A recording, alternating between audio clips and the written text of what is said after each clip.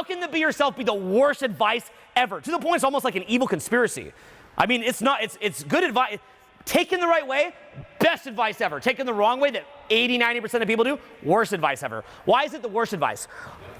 Take a guess. Oh, I'm a little nerd dork. I shouldn't change myself. I shouldn't improve. I don't need to change anything. Someone's gonna love me for me, the dork. Don't change, don't change. Right? Say I'm a corporate overlord. Just be yourself. Don't worry, it'll get handled. Just keep buying my little corporate processed food, go to my little job that I give you, and you can be a battery in the matrix and I can get rich. Don't tell them to change. Didn't you hear the news? Be yourself. Don't talk to anybody, just be yourself. Because they want you to be a battery. That is their agenda. It's demented in my view. However, what is the way in which being yourself is a very powerful thing? It's in letting go. That's where you're actually at your best self. Because you're not muting yourself. You're not dumbing yourself down. For most of you in this room, I look you in the eye, you're just dumbing yourself down, man.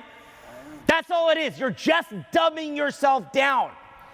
Now, the idea of releasing, as Julien teaches, that's the idea of making a habit that when there's dense energy in you, it comes up and it goes out. What we do instead is we try to control it and stuff it or medicate it, which is just really bad. And guess what?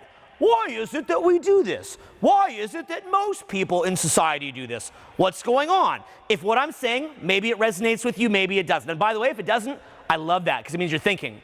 I think you're wrong, but I love that you're I love that you're thinking. So, you know, I have my view too. So, bottom line is this, if what I'm saying makes sense and there's huge potentials that you're not tapping into, why is society like that? Because first of all, the average person who's addicted to their control muscle will watch me and Julien doing speaking and they'll say, no, that came from practice. That came from years of doing it over and over. They got a technique. Look at the technique.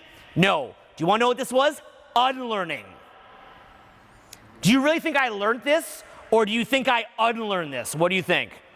Okay, who here's ever been out with me to the club and kind of see me do my thing? Anybody here? Okay, so when you guys see me do my thing, do you think that I learned that or unlearned it? What's your guess? I unlearned it, okay? Just going around and joking with people and flirting, we can all do that. You gotta unlearn what's stopping you from doing that. You've all done it at times. Now, why have you been put in this mode? Simple, it's called corporate greed.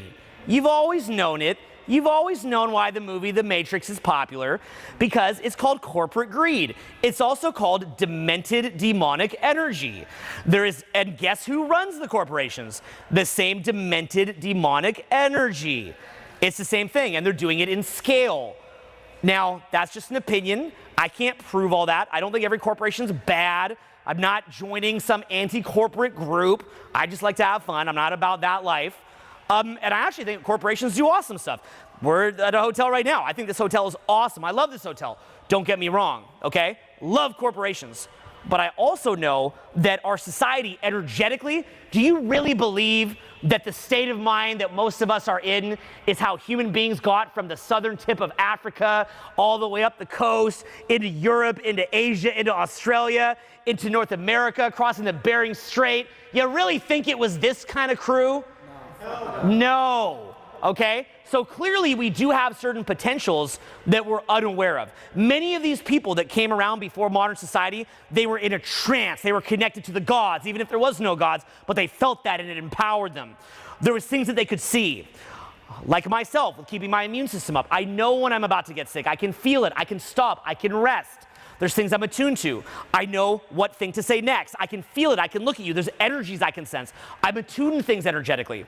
When something's bad is happening, I often feel a spidey sense. I can feel what's up. And you're thinking, what's he saying right now? Is that really true? Oh my God, more crazy claim. Dude, don't take my word for it. Why don't you go frickin' see it? Rather than me making a wild claim, why don't you see it? See it for yourself. In no way, shape, or form, if someone says something obnoxious and egregious, like, hey, it's spidey sense, should you believe that? If you believe that, you are dumb. But what I would say is, at very least, be like, wait a minute, so this little short, balding ginger guy with a pot belly and man boobs is able to do all these things I've seen on video. There's been thousands of reports of him crushing it. He's doing something. He's able to do improvisational speaking like this. He has the largest organic following, because I can't do paid traffic because of my subject matter. So what's going on? Why is he doing this? I guess it was the step-by-step book. I got Public Speaking for Dummies and did that, okay? Where does all this content come from? Do you guys see the level of creative output? So understand, where's this coming from?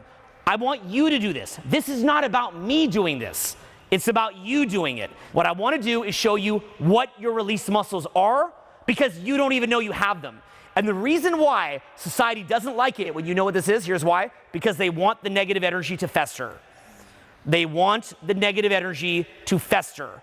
Why do you think it is that in our culture nowadays, comedy's under attack? Why did that dark energy go after comedy to where we can barely say anything without walking on eggshells? Why did they go after comedy? Because when we tease each other and we joke about each other, what some people call offensive, what is joking about each other? If I say I'm a balding ginger, is that meant to offend me? What does it do when I joke about me being a balding ginger? It takes something, look at my hair, it's falling out. Do you know how traumatizing this could be? Having the courage to walk up to attractive people and go talk to them. Do you know how hard that'd be, balding? I'm kind of fat right now. Do you know how hard that would be? And if I'm afraid of being offended, what's gonna happen is I can't walk up and talk or attract anybody, period. So they wanna make it where they're gonna hide someone. Like if Julien jokes with me and teases me, that's gonna help me because it puts me in a release frame. What is the purpose of comedy and teasing each other? Maybe even offending each other a little bit? What's the purpose of it? Is it to hurt each other's feelings? No, that's called release. It's called you make it a big joke. When somebody jokes with you, they're trying to break down your inner resistance. When me and Julien hang out, we're not on eggshells in front of each other. We tease each other. We joke around. That creates camaraderie. That creates bonding. What is the best form of flirting? Teasing, joking, making it not so uptight, making it not so serious. That is your release muscle. Teasing, again, there's so much misinterpretation around teasing and flirting. Why would you tease? I'm teasing because I assume the other person is cool. I'm assuming that they're high self-esteem. I'm assuming that they are fine and complete people with agency. And I'm teasing them in order to lighten the vibe so that we can all go be dorks together. You wanna know the ultimate thing with meeting people or creating attraction? It's not actually being higher value like you think. Do you wanna know what it really is? It's about being all dorks together. That's honestly what it is. Yeah, when you can all be dorks, I'm telling you. Yeah, thanks. Seriously, that's all it is, okay? If I come up here and I do a speech and I'm trying to be Mr. Higher Value, even though I've talked a lot of braggadocious stuff, but I'm trying to give examples, you see the idea? Honestly, if I come up here and I'm like, I'm a dork, you're a dork, we're all dorks. We all, go to the bathroom and sweat and all that stuff. Like, look at my head. Oh, I think I'm so cool, I'm sweating, I'm bald, I'm kind of fat. Like, I've got to know I'm a dork. Honestly, you're a dork. Like, we're all gonna die someday, guys. Seriously, and the only way that we can avoid death is like doing this silly thing and going, oh, and then like a kid pops out, and then this like little baby's like, ah, and all that stuff. That's like how the human race continues, as far as I know. So, I'm still hoping to try that one day, but you see the idea. So basically, we can all be dorks together. That's called release. But you see, there's so many people, by the way, there's a negative undercurrent of people who think, honestly, you could never become more attractive. And those people are in control muscle. They're like, well, you don't have this jawline, you don't have this nose, you don't have this, because they're literally, society brainwashed them so deep, they're in so much control that what happened is that led in negative energy. What is one of the major ways that dark energy gets in you? A feeling of lack of control. Feeling of lack of control, feeling of lack of approval, feeling of lack of safety, feeling of not knowing what's gonna happen, so you dwell on it too much. Self-attack, attachment. So that lack of feeling of control lets in crazy negative energy in the person, and they crave control more and more, makes them very negative. What we do instead is we release. You hear be yourself, and like you said, could be the best advice or the worst advice. Now, it is in fact the best, but where we mess up is that we assume that we know who we are, right? That concept that is you. It's like, well, I'm the little shy introverted person, that's me. I'm the low energy person, that's me. Is it? And that's where we mess up. Is it? No. No. You see? Is it? No. Is it? You hear advice like fake it till you make it, right? I'm shy, so act confident until you make it. But that's not the case. It's act real until you remember. And this is what's so key when it comes to letting go. You hear, for example, in terms of flirting, of the concept of push-pull, right? This is super classic. What's a push? I hate you. What's a pull? I love you, right? Adding some polarity in an interaction. And we think, oh, that's a great technique. Push-pull. let me work on my push, let me work on my pull. But what you don't realize is that that naturally happens when you're just being you, right? Because you're either on the people pleaser side, in which case all you do is pull. It's the person who just agrees with everything. It's like no conflict, no polarity, just agree. If I'm the most agreeable person, I'll be the most likable person, and people will want to be with me. Tell me something. Are you from LA? No. No, that's great. What do you do? Personal trainer. Oh, I love personal trainer. That's the best. Yeah, what's your favorite movie? My favorite movie? Bro, speak up! Come on! My favorite movie is Paid in Full right now. Oh yeah, that's my favorite movie too. I love that. Yeah. What do you like about it? What do you like about it? The hustle. Oh, The Hustle. Yeah, I like that too. The Hustle's my favorite part. Yeah. That's actually the go-to of people pleasers, by the way. The worst is they'll even repeat what you said. You might have friends like that. It's like, oh, you know The Hustle. It's like, oh, really? The Hustle? Like, that's their conversation. They just say the last thing you said and nod and agree. It's like no polarity.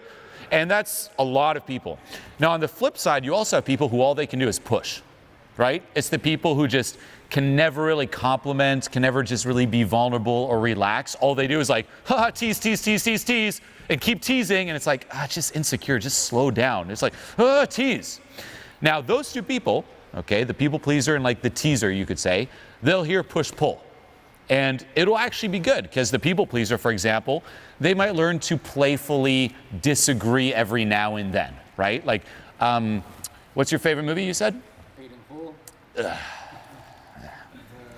So anyway, did it like just something like that? Like, that's your favorite movie, really? Interesting. So I hate that movie. I despise that movie. Okay, I feel it. I piss on that movie. I shit on that movie. Visualize it. Your favorite movie. Next time you watch it, me just shitting all over it, dude. It sucks and it was made. Do you see how you're laughing? But you see, that kind of, like, in the media, they would hear about teasing like, then Julien said he pooped on their movie, right? And like, oh! Meanwhile, what are you doing? You're giggling like a little kid. We're just entertaining you. It's just called a joke. What does that say about the way people interpret others, that they're so weak that they can't take any kind of joke? I am confident that people enjoy humor. My view is that other people are cool. But the main thing is to have fun with you. It makes it silly. It makes it fun. It means that we can be dorks together. And then you can tease back a little bit. We can have fun with each other. It shows that we're friends. It shows that we're not sensitive or weird. That's what teasing is. Like, yo, I'm not weird. You're not weird. We're not those people that need to control everything. We are all the dorks together. We're all dorks together. That's what teasing is meant to be. It's not meant to be this heavy thing. Certainly never mean to cut anybody down or hurt them or manipulate them. It's meant to show we're not those uptight people stuck in control. Instead, we're all dorks together. That's the frame of it.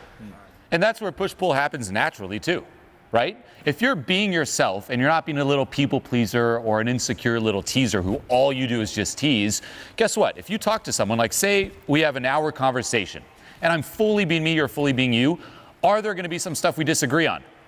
Yes. Are there gonna be some stuff we agree on? Yes. Push-pull. Yeah. It just naturally happens when you're being real and when you let go of playing a certain character. When you're being everything that is you, that is being yourself. And what does that come from? Letting go of who you think you are. Letting go of that little identity. And also understand how that identity came about. You know, it's crazy if you think of social conditioning, especially understanding, say, frames, right? Say you're a kid and someone tells you you're stupid, right? A teacher might say that, or a kid in class. You're stupid. And say you believe that. You're like, oh, I'm stupid. You know how that affects your identity and your entire life and your experience of the world? It's insane.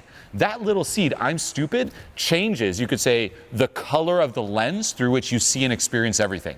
It's like now everything is through, I'm stupid. Whatever happens to you, oh, it's because I'm stupid. That's not for me because I'm stupid. Oh, that person, you know, that didn't work out because I'm stupid. And the snowball effect just builds to the point where you might be sitting here believing deep down inside, I'm stupid. I can't be myself. I'm stupid.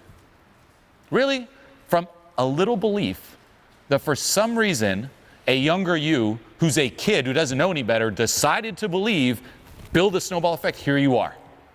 That's not you. Who you think you are is not you. Let go of that and realize who you truly are. The you who appears in those moments where you get into a flow state, right? That's the best time to really like bring your awareness. It's like when you're in a flow, that identity fades away. And you actually are being everything that is you. And that's when people really connect. Okay, so that's the first thing. Going deeper, understand the different layers of communication. Okay, there's the words themselves. That's one layer, right? What I am saying right now. And we tend to value this the most. It's like the words are everything. This is why you hear, how do I network? How do I meet someone? How do I date? Learn the lines. It's all about the lines. But guess what? Did we exist before lines, before words? Yep.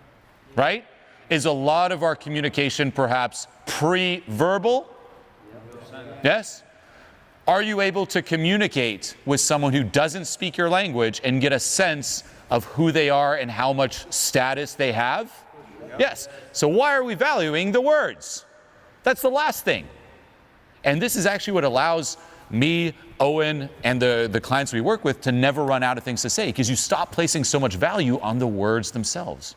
The words are simply the vehicle for you to deliver your vibe. Okay, but it doesn't stop there. So the words is one layer. That's the least important layer. Don't even worry about that. Okay, going deeper, it's how you say it. Okay, so for example, I can talk like this, or I can talk like that. Okay, the tonality, the punchiness. Okay, that conveys a lot more about who you are. Now there's a third layer going deeper than that though, and that's the intention. Okay, so for example, he said it before, if I look at you and I'm just thinking, laugh. It's like, boom, you're just laughing, okay? Do you see how crazy that is for us though when guys are begging us to be told what to say? It's, you gotta do the work. Yeah, and we're happy to give you a funny thing to say. 100%, we do it all the time. I love that stuff. Say, hey, are you guys best friends? You have the same facial expressions. And they go crazy. They'll start laughing. It's awesome. But there's another level to it where you're not just this one-dimensional little puppet who's like, best friends? Huh? And then you're like, now what? Julien, help. So that's the third layer. You know, it's the intention behind it. And I'm aware of all those layers, by the way, at all times. It's like, right now, I'm aware of the words I'm saying. I'm not paranoid over it, but I'm still aware, like, I'm speaking English right now. I'm aware of the tonality, and I'm also aware of the intention. The intention is, I'm communicating this point. Focus on me. Let this land. Let this click. If you want to make someone laugh, the intention is laugh. You will laugh. If you're talking to someone and you're like, you know what? I want them to kind of get drawn in. Guess what? My intention is, I am awesome. I am awesome. I could be talking about math right now, but you're just going to get sucked into that frame that I am awesome. That's the intention. Okay, so that's the third layer. And then there's the fourth, which is, where do you reside in terms of, say, high vibration energy or low vibration energy? And that's the thing that comes before it all. And you got to master and become aware of all four of those layers. Don't just get stuck on the words, on the superficial layer that really does not matter. Okay, people connect with those deeper layers. We zone in on those deeper layers. When you meet someone new, right? Say I'm like, you know what? You have a business now, hypothetically, and you're going to hire someone to take over. Here are some resumes. Read them and pick someone. It's not enough, right? Say you talk to someone and you have an hour to interview that person. Are you just going to focus on what they say? Hey, so I studied this thing and I'm a great person and I think I can totally take over your business. Trust your business to me. No, it's a little weird. No, you're going to focus on the vibe, the energy, like the feel. Right? Not the words. That's what we're attuned to. Remember, we come from before words. That's how we connected with each other before. Okay, I would see this all the time back in the day, teaching a lot of dating advice. I would travel around the world, and guess what? I'd be able to teach that same advice all around the world. And you'd have to go and demonstrate it, show how it's done all around the world if people didn't speak my language. Yeah, you got to understand how dumb this looks to us too, because you've got all, this is our life. You got all these people with limiting beliefs. I can't do it. I don't have the height, the money, the this, the that. Then they've got their local geographic limiting beliefs, right? And it's like, this can't work in Boston, the mean streets of Boston. You will never do this in the Irish land of Boston. And we're just like, it's just mind-numbing. You know, and they're literally, you look in their pupil, they're completely derping. They're half out of it. They're carrying tons of trauma. They're stuck in their control muscle. It's completely locked in. Their reticular activation system is blind to every opportunity that they could ever see. They're stumbling all over themselves. And then rather than being willing to admit it, they're going to blame it on the mean streets of Boston or just any other stick that they can take to beat themselves over the head. And then we're like, it's not true. And honestly, because we run seminars, they're going to be like, you're just saying that so you don't take your seminar. And we're like, well, maybe that makes some sense, but honestly, could you just come out with us and like watch what we do and we'll show it to you? And then you try to show it to them and it's like, they can't see it. But that's the great thing about success is that, hey, if you can get this down, you stand out over everybody else. Because most people are so trapped in a jail of their own making that when you crush it, you're going to go ahead of the pack. The other thing with the city you live in, by the way, the reason you might feel more stifled or more pressure there, like everyone says it. It's like everyone from Boston is going to say, Boston's the hardest place, the mean streets of Boston. If you're from LA, you're thinking the same thing. That's not true. LA is the worst place. For me, I always thought Switzerland's the worst place. Why? Because that's where you grew up and that's where you've been conditioned. And there's a lot of anchoring there. It's just very, very heavy, and it touches on a lot of, as we're talking about here, that deep-rooted trauma that happened during your childhood. That's why when you go on vacation, it's always a lot easier to just loosen up, like you're a different person.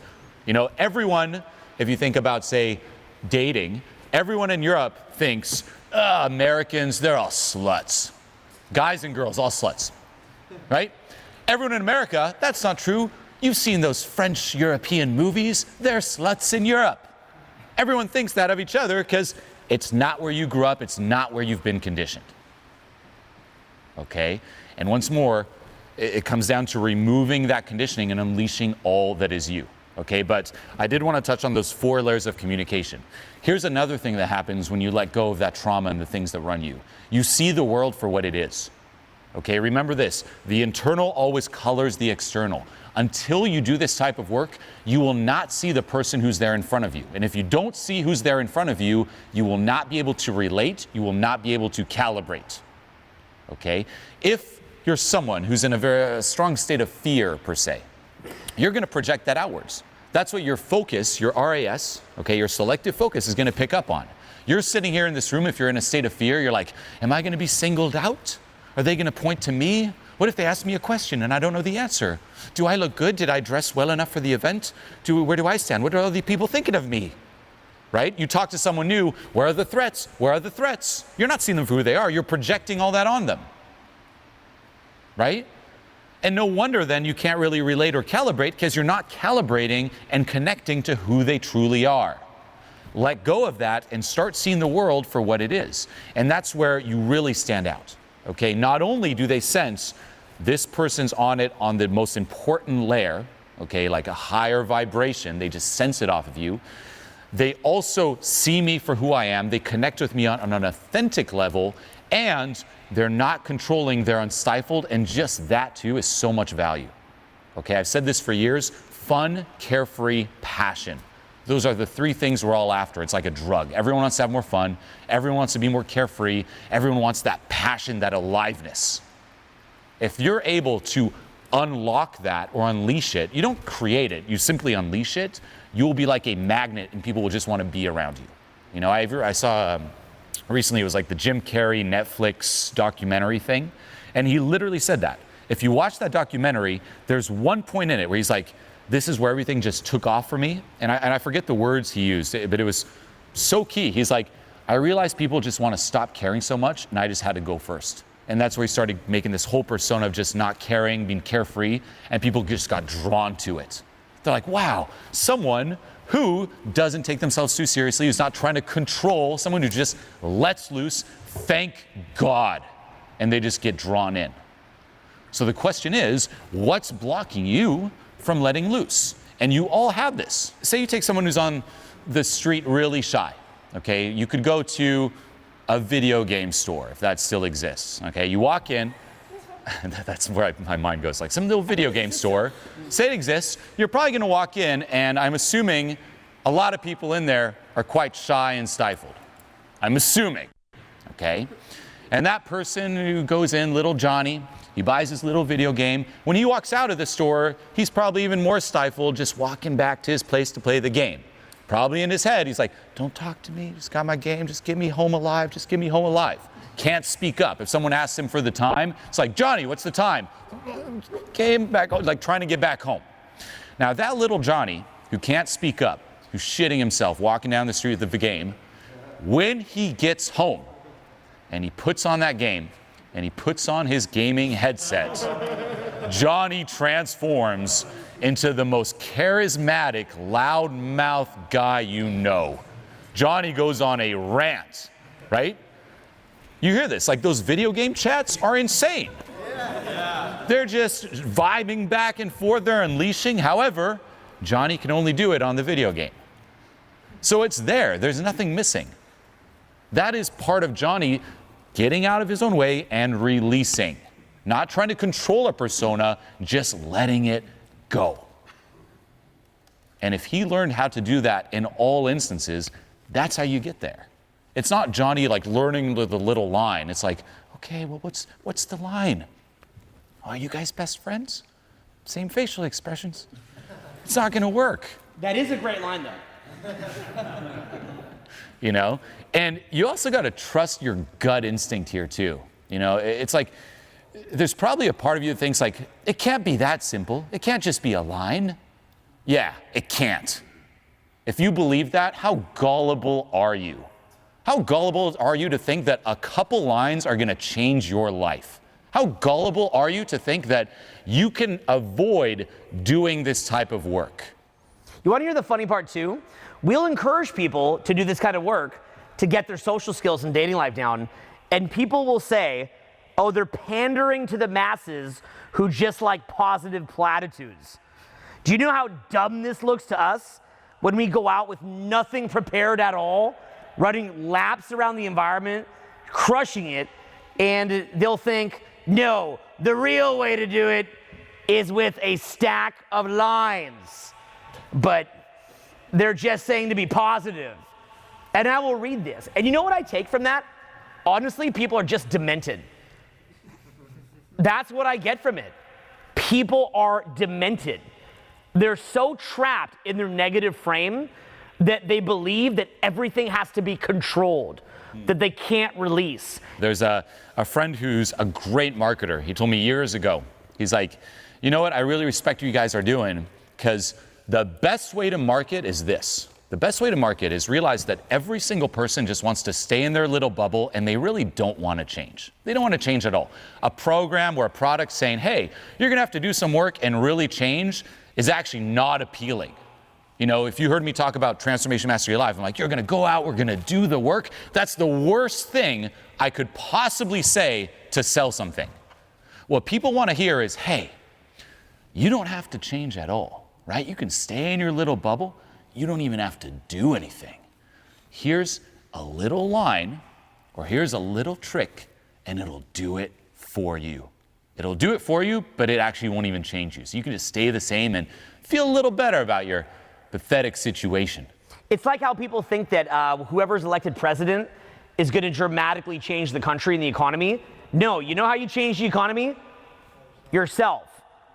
How can the president change the economy? I probably just pissed off out the room, but you know my point. And likewise, if you want to know why this is happening, it's actually pretty straightforward. The idea of America is that instead of having a king or a queen, every single person is a miniature king or queen. That's the whole basis and foundation of America, okay? When they went against Britain to get rid of the king, they said we're going to have a democratic election. That's the whole idea of America, is that it's freedom, right? So the advantage of that is that you don't have a situation with a monarch, because by the way, a great monarch can actually be good, but usually a monarch does not have the evolutionary pressure to be really good, and they can actually be horrible. So that's why you don't want to have the monarchy system. You want to have freedom, okay? But what happens is, the downside is that what happens to a monarch, a king or queen, what kind of people are around them? Is it people giving them a lot of critical feedback in most cases? What happens if you give the monarch critical feedback in most cases? What do? They chop your head off. But so how do you get near the monarch? you give them nothing but good feedback about how great they are in most cases. Well, when you have a world of little kings and queens, what marketers do is they say, just stay how you are. You could be just like this, but we'll fix it with this one little product. So you're not asking them to change. So what we live in effect, is a free society to what that's debatable, but in general compared to back in the day. But at the same time, what we live in is what's called a yes man society. Say this with me. Yes man society. So you're told you can stay the same. You're perfect how you are, and we will just handle it from here. And any business that doesn't tell you that is probably not going to be very successful.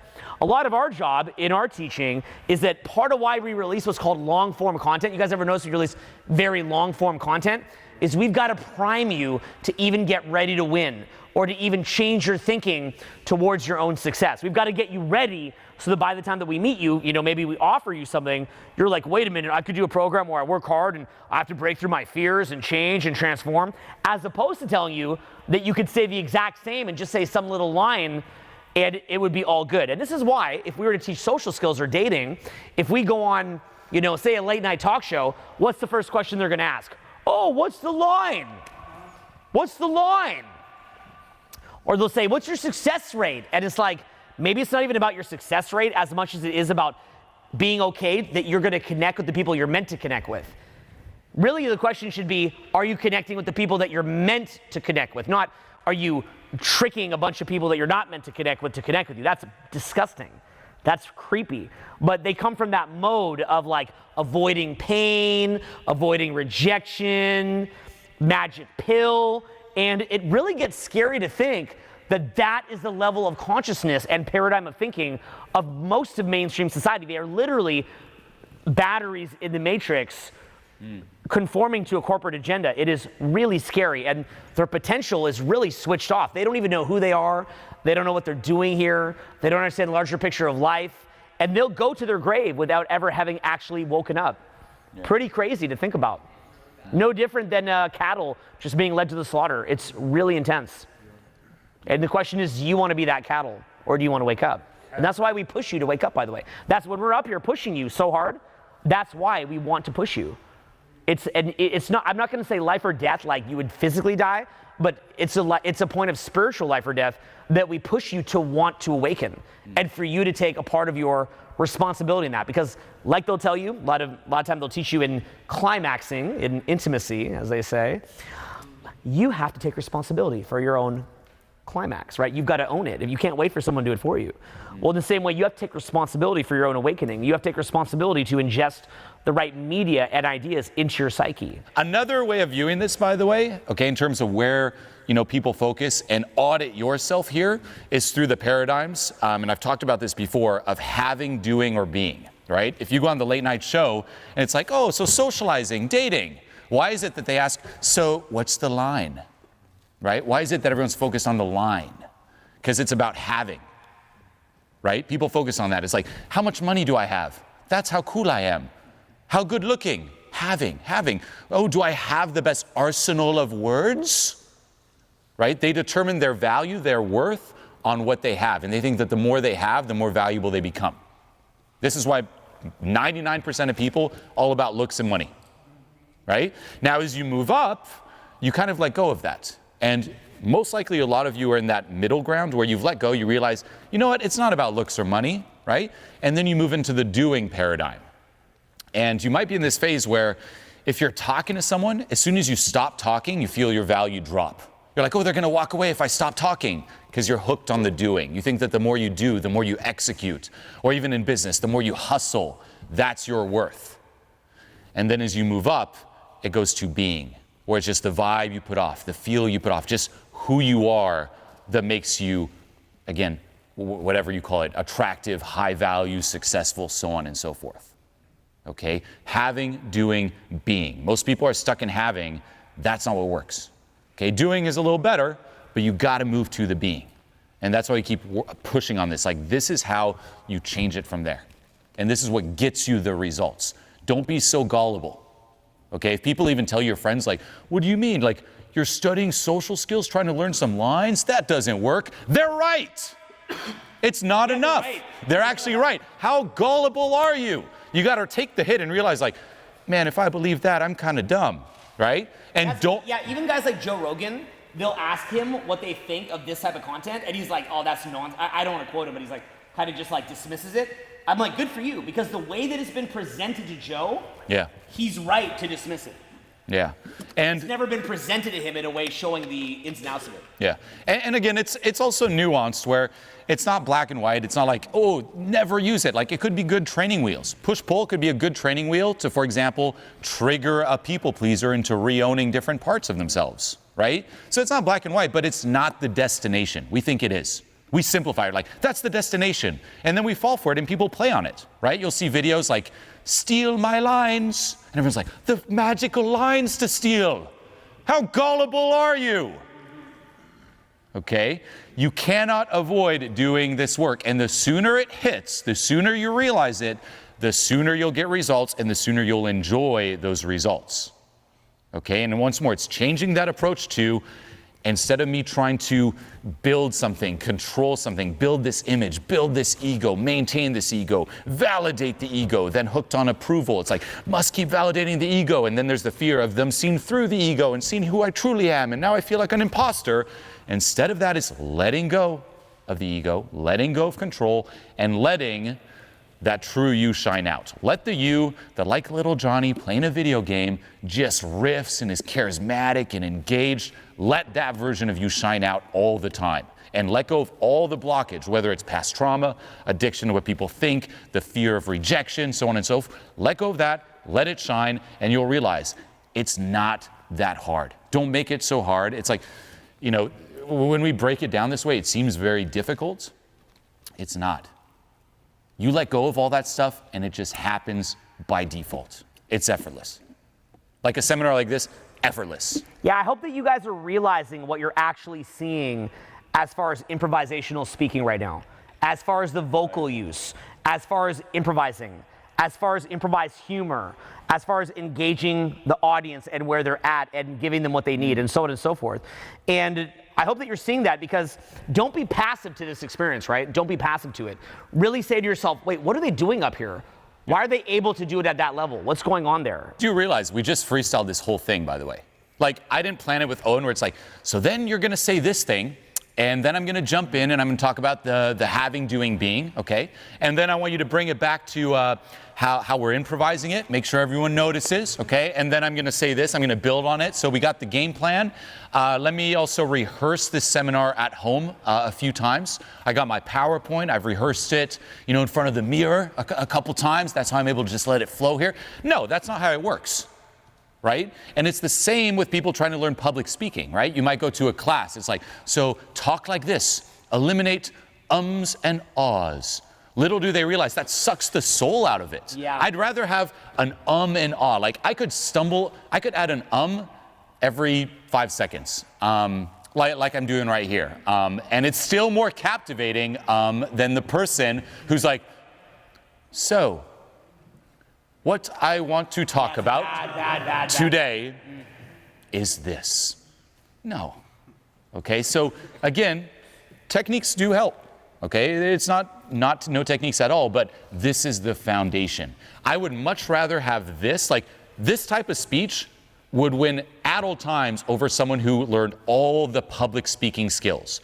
The same with even marketing, right? We talked about this before. You could learn the perfect marketing script and deliver it with a lesser, you could say, vibe behind it.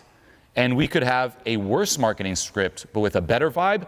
Who do you think sells more? Yeah, we're the anomalies there's a subworld called the internet marketing world. There's people like Dan Kennedy, Frank Kern, Ryan Deiss. They're amazing. But we're like an anomaly to them. People from that world, they'll come into our events and they're freaked out that we're not having to pull out every little thing in the book, that we could just give a lot of energy and then just talk about our event, just give some facts about it, say when it is, and that half the people in the room will wind up coming. It shocks them. They are shocked by the types of launches and products that we do or things like that. Why don't we have every little thing down? And the reason why is because if somebody's trying to get better at dating, as an example, they can memorize every little tactic, but the idea behind that is that you stay the same energetically. You don't release your trauma. You don't work on what's inside of you. And then you need a million things in the arsenal in order to even hold attention. So if somebody's not very charismatic, because they're contained, they're energetically contained, they're gonna need a lot of firepower to hold somebody's attention there. And the sad thing is, it's so sad, is that then when they run out of things to say that they memorized, the person leaves and they say, every time I run out of those things to say, I try to go natural the way that they're talking about, and the person leaves, it doesn't work. We get it, it's an entirely different paradigm. A new paradigm is like a chick hatching from an egg, and the entire world is different. There's new sets of rules to some extent. Paradigms is like the Russian dolls, and there's, each layer of a Russian doll. You say this after me, integrate, say that. Integrate. And transcend. So it's basically integrate and transcend. It's like Russian dolls. We keep those same lessons that we got back in the day. They're still in there, but there's entirely new paradigms. And that was why to teach what we're able to do now in dating or social skills, it was so crucial that we incorporate things like personal growth, self-help, release work. And some guys would say, oh, if you're gonna do self-help now, are you dumbing it down? You've gotta understand, just straight dating tactic is dumbing it down. That is dumbing it down. That is pandering to the masses. This is us showing you why we're able to do what we do and giving you the exact pathway to get there. We don't want to be stuck in dumbing it down. That's why we had to expand. And in every single thing that we do and say release work, energetic work, my self-help stuff, or the stuff that we both do, because we guest star at each other's programs, that all those old lessons are still in there. They're all still there. All the best parts of it is still there. We might not be as explicit, but you know what we mean. You're not dumb. You know. It's all still in there, but we're broadening it to incorporate that elite level skill set, that skill set that is legendary. We want to show you how to become a living legend, not just this kind of little guy. And also bring your awareness to what you resonate with in terms of just watching us or being here with us. Like, why are you even here?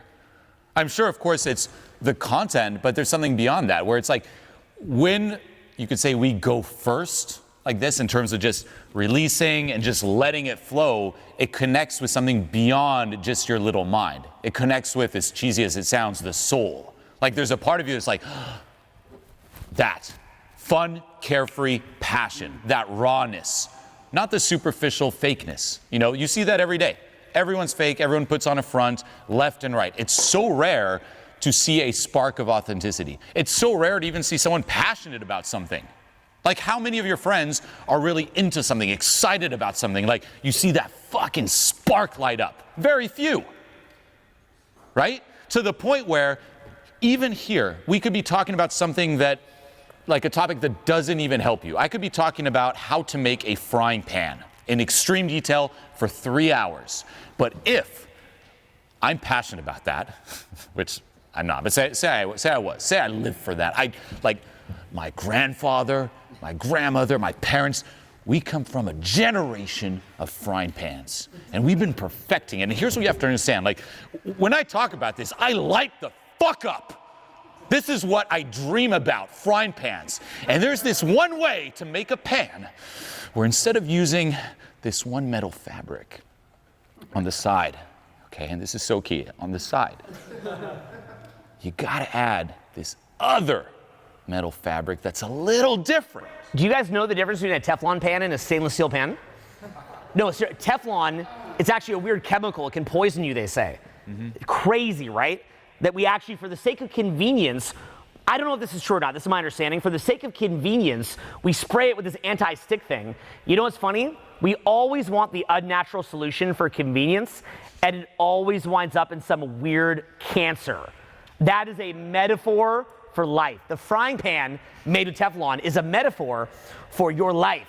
And what you gotta do is you gotta switch to that stainless steel pan.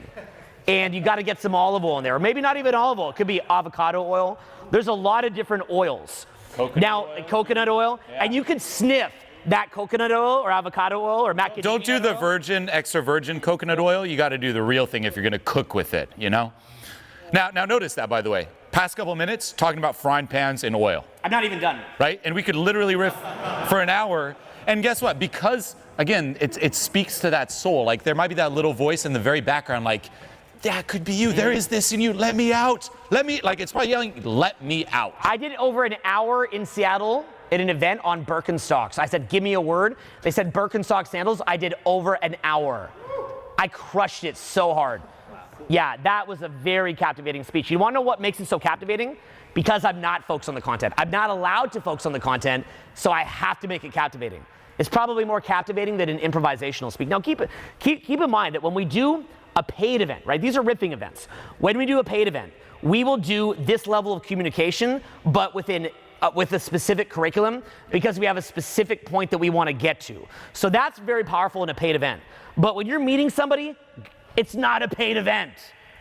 I know in your mind you're like, it is the paid event. When I do my meeting someone, my dating is a paid event. It's serious, right? Like when we're doing something where we are teaching a paid event, we will really iterate that curriculum and it stays on track and it's timely. Every minute each is point. calculated. Yeah. But that said, meeting somebody is not a paid event. They didn't pay you good money to meet you. It's more about the vibe. Frankly, that's why even an event like this, we would just riff, right? That's the main idea of it, right? There's an energy that's there. People think that they're selling themselves. Sometimes people will say, when you're meeting someone and dating, that's like selling. I'm like, it's like selling, but it's different. It's more energy based. I mean, if you were to talk to someone who, you know, you're going up to and you're like, do you want me to sell you on all my features and benefits? I have this, I've got a degree, I've got that. That's like the exact thing that, if anything, would make them not like you. In fact, a demonstration of higher value, I almost like better a demonstration of lower value. You remember what I said? We're all dorks. We're all dorks together. That funny thing, you know, if you're like, oh yeah, it's like this. Like that's so much worse if you're doing it with seriousness than if you're like, it's a little wet carrot.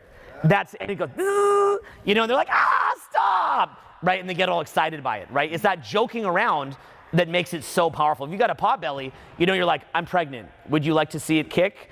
They're like, what?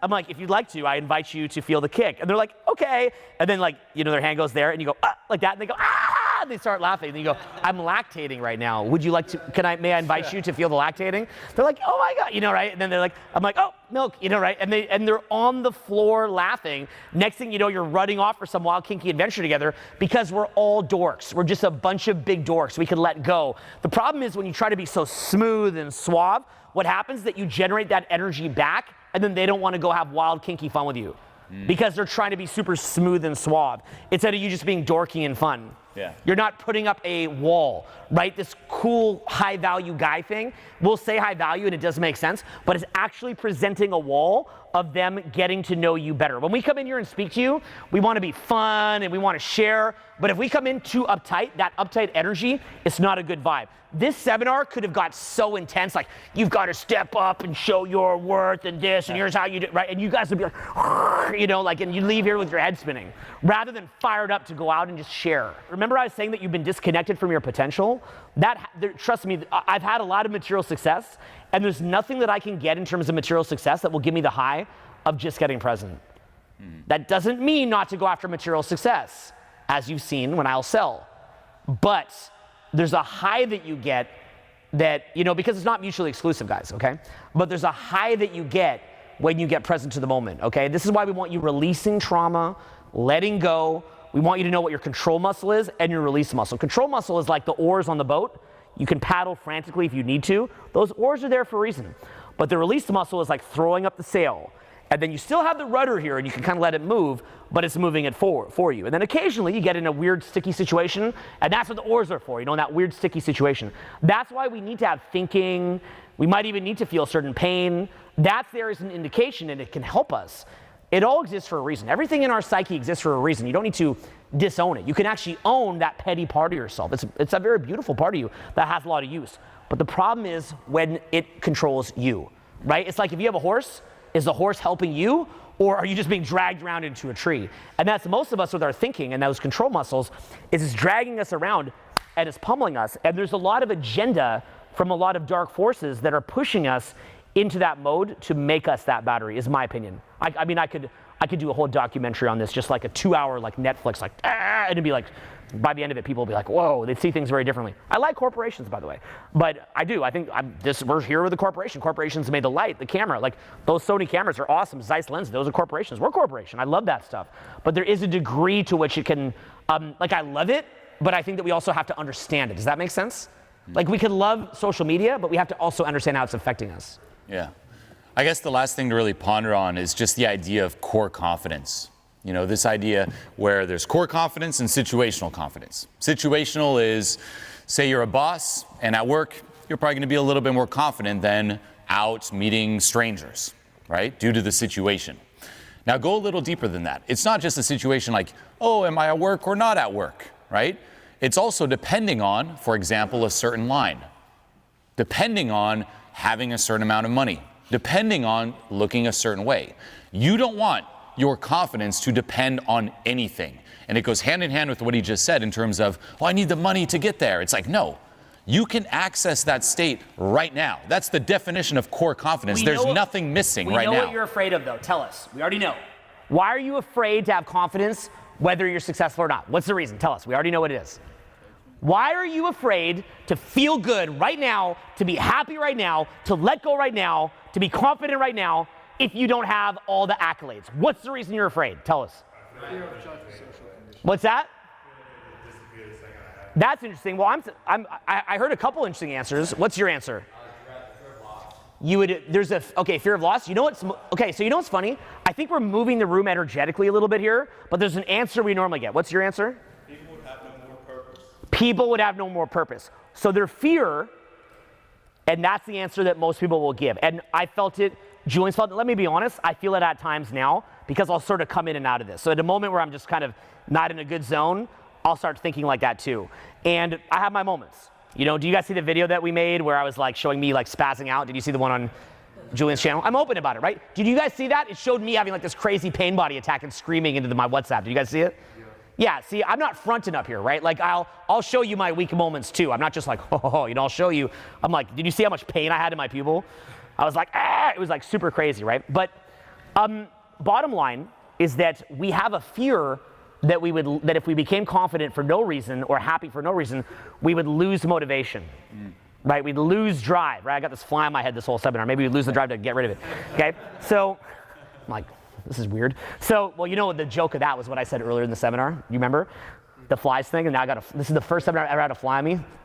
Okay, so, like literally. So we have a fear, but right now, when me and Julien are sharing up here, are we doing so from a space of we feel bad, and until we do a certain seminar, we feel good? What's the space we're coming from now? Abundance. See, the problem is, we talked about how to get energy. You feed off it energetically with what you're doing. If you're doing it because you need that outcome to be happy, it actually sucks you of energy. It's frenetic. But what happens is when you already feel good, you'll want to share that joy. You can't help it. You want to. You ever been mad and you just want to make someone else really mad? You're mad, you want to yell at them. You ever have your significant other, you got mad, you want to make them mad? Come on. It's okay, guys. We've all done it, right? Okay, the girls in the room, you can tell me. No, you're saints, okay? You never had that, okay. So, okay, we all do it. We all do it. Everybody does it. So that when you're in a bad mood, you'll feel a need to spread negative energy. It's really sad that we do it, but we do it.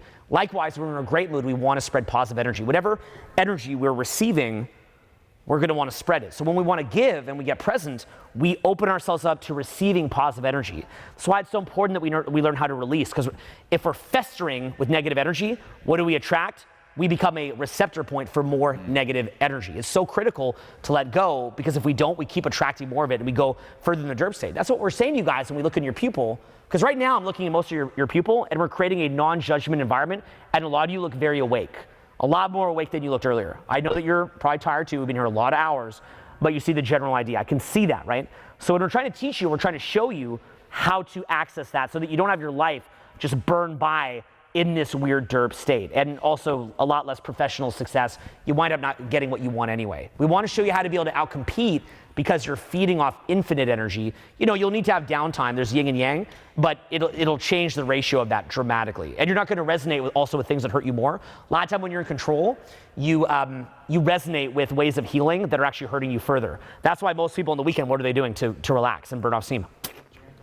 Because they're in so much control that they have to poison their brain to even turn it off. They're physically at a point where they need chemicals and poisons to turn their brain off. Sometimes things are so much in plain sight, we don't ponder them. Consider the degree of alcohol in our world. Think about that for a minute. It's so much in plain sight, we don't even question it. But how bizarre that is. Yeah. What does that tell you about the state of our society? Dirt. You're like, derp. Thank you. You're listening. You got it. In terms of that fear of like losing the drive, remember this: misery tends to be our first teacher. Don't let it be your last. Meaning, what gets us to this point, usually to say, start working on ourselves, getting into this type of work, is some kind of miserable event. Whether it's over the course of your life, you're like, you know what, enough's enough. It's like that misery that gives you the drive, or you just experience something that makes you feel like such a pathetic person. You're like, I gotta do something about it. So it might give you that spark, but it's not what'll carry you to, you know, the gold, you could say. It's like you gotta let go, and like when you let go of being motivated by, say, misery, fear, scarcity, and you shift to, as cheesy as it sounds, love and abundance, it's a lot more powerful. You enjoy it every step of the way. And again, it gives you that energy instead of taking. You know, instead of you like, running away, like, the fear, and people sense it, it's like, And guess what? Here's the other thing to ponder. If you think that, man, if I stop feeling miserable, I won't be motivated, it's like, what are you even doing? It's like, why do you need those things? Like, I need to be motivated to make money, and et cetera, et cetera. It's like, why do you need that if even when you get it, you're still not gonna let go of that fear of being miserable because you're hooked on it? It's like, are you just gonna spend your entire life miserable, getting superficial results, but not enjoying it because you're still hooked on miserable? You gotta commit. It's like, why do you want those things to not be miserable? Start there. In lower level paradigms, the key marker of it is that everything has to be hard. Everything has to be difficult. Yeah. You know, you want to go do something, I don't have the money to do it. I'm too tired. I don't have the energy to do it. There's no opportunity. Everything has to be difficult, and it feels so real. So you've got to always be pushing into your abundance. You'll see it to where, you know, I will see this in myself. I'll tell you why. I've recorded myself like crazy. I can see speeches that I do that are amazing. I see speeches that I do that are mediocre or not that great.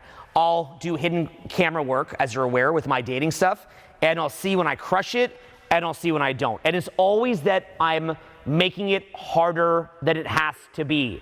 I want to make it easy, so I'm gaining energy from it.